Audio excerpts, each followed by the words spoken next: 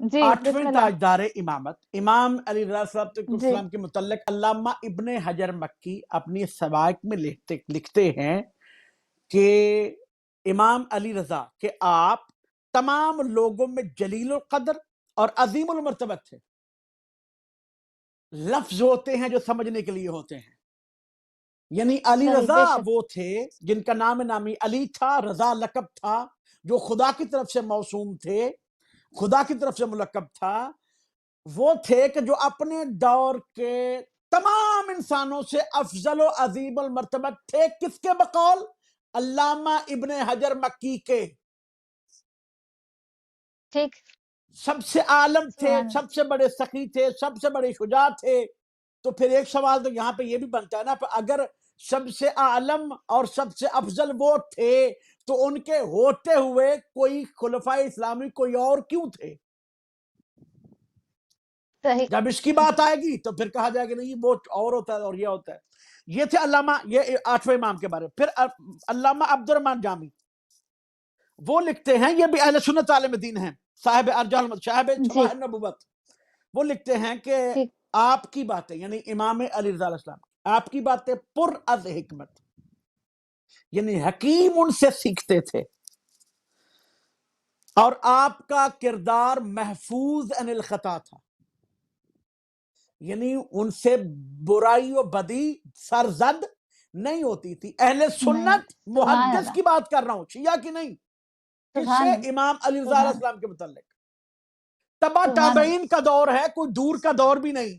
پھر نام کیوں نہیں لیا جاتا؟ ہیں بھی آل رسول، ہیں بھی وہی جن پر درود ہے، جن پر درود نہ پڑے تو نماز نہیں ہوتی. بے شک. یہ ہے امام علی رضا علیہ السلام. اور پھر علامہ ابن حجر مکی اسواق محرکہ میں اور صاحب ارجح المطالب یہ لکھتے ہیں، بڑی اہم بات ہے اور معروف بھی ہے، لیکن میں سننے والے اور دیکھنے والوں کے لیے ایک دعوت فکر چھوڑ کے جا رہا ہوں. علامہ ابن حجر جی مکی اپنی کتاب سواق محرکہ میں لکھتے ہیں، علامہ شلمجی نور الابصار میں لکھتے ہیں، صاحب ارجح المطالب نے لکھا، اور تاریخ احمد. 4 کتابیں جن میں 3 اہل سنت کی معتبر کتابیں ہیں اور مانی جاتی ہیں.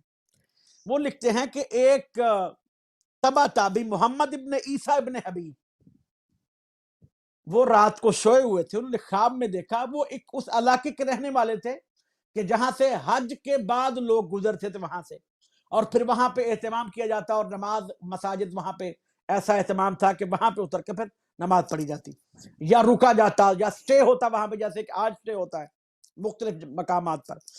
تو محمد بن عیسیٰ ابن حبیب بیان کرتے ہیں، اچھا یہ بات بڑی غور طلب ہے، جی انتہائی. اس بات پہ غور نہیں کریں گے تو کچھ سمجھ میں نہیں آئے گا. پہلے کہ بیان کر رہا ہے اہل سنت کے معتبر محدثین نام موجود ہے. وہ کہتے ہیں کہ میں نے سبحان اللہ. خواب میں دیکھا کہ نبی اکرم حضرت محمد مصطفیٰ صلی اللہ علیہ وسلم حج صلی سے اللہ واپسی پر محمد. اس مسجد میں آئے. جب میں اپنی مسجد میں داخل ہوا تو سامنے نبی اکرم صلی اللہ علیہ وسلم موجود ہیں، ساتھ میں افراد موجود ہیں. ان کے سامنے کھجوروں کا ٹوکرا پڑا ہوا ہے. یہ معروف واقعہ ہے لیکن توجہ طلب. میں جب پاس پہنچا تو آپ علیہ الصلوۃ والسلام نے ایک مٹھی کھجوروں کی بھری اور میرے ہاتھ پہ رکھ دی. میرے لیے بہت بڑی سعادت تھی. میں نے اسے لیا، واپس آیا تو دیکھا کہ وہ 18 کھجوریں تھیں، اور میں نے خود وہ تعبیر نکالی کہ شاید مجھے خداوند عالم حج کی سعادت نصیب فرمائے گا اگلے سال، کیونکہ مجھے نبی اکرم کی زیارت ہوئی ہے. ابھی وہ جانتا نہیں تھا، پتہ اسے تھا نہیں. چند دنوں بعد اسی مسجد میں وہ بیان کرتا ہے کہ میں نے دیکھا اسی طرح جیسے ہی میں حقیقت میں مسجد، وہ خواب تھی پہلے، اب جب حقیقت میں مسجد میں داخل ہوا تو سامنے 8ویں تاجدار امامت امام علی رضا علیہ السلام تشریف رکھتے ہیں.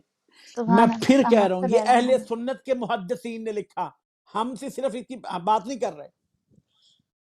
وہ کہتا ہے جیسے میں خواب میں نبی اکرم کے پاس جا کے بیٹھا تھا ویسے فرزند نبی کے پاس جا کے بیٹھا. جیسے نبی اکرم صلی اللہ علیہ وسلم نے ایک مٹھی کھجوروں کی مجھے دی تھی، ایسے ہی علی ابن موسیٰ رضا نے مجھے ایک مٹھی کھجوروں کی دی. میں نے جیسے ہی ان کو کھول کر گنا تو وہ 18 کھجوریں تھی. مجھے یاد تھا کہ میرے نبی نے بھی 18 کھجوریں دی تھی, ان کے بیٹے نے بھی 18 کھجوریں دی تھی. پوائنٹ اب یہاں پہ آ رہا. سبحان اللہ. تو محمد بن عیسیٰ بن حبیب کہتا ہے کہ میں نے کہا یبن رسول اللہ کچھ اور عطا کر دیجئے. تو اہل سنت کے محدثین, اہل تشیع کے محدثین, فریقین کی کتب میں لکھا ہے کہ پیغمبر نے فرمایا, پیغمبر کے بیٹے نے فرمایا لو زادہ کا رسول اللہ لزدنا کا, اگر میری جد نے رسول اللہ نے تمہیں زیادہ دی ہوتی تو سبحان میں بھی اللہ. تمہیں زیادہ دے دیتا.